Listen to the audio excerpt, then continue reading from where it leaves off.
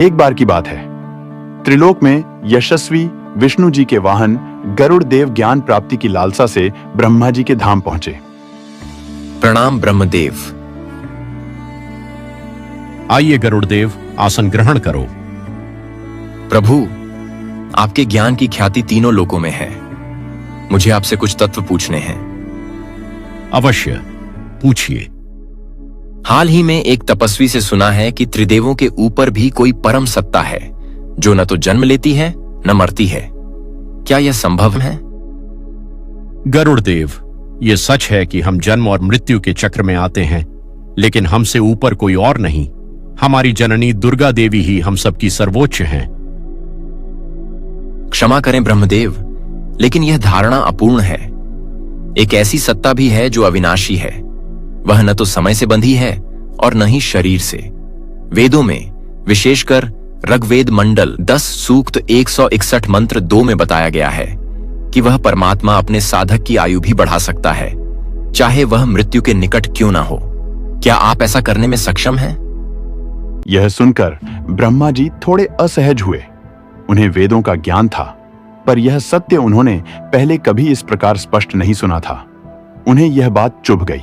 गरुड़देव, तुम्हारी बुद्धि अब भी पक्षी जैसी ही है। किसी ने भ्रम फैला दिया है। आओ, इस विषय का समाधान करते हैं। ब्रह्मा जी ने तुरंत विष्णु जी और शिव जी को बुलाया और सारी बात बताई। दोनों देवता भी क्रोधित हो उठे। ये तो सीधा सीधा हमारी सत्ता पर प्रश्न है। इनके इस कथन को समाधान की आवश्यकता है। विवाद से समाधान नहीं होगा।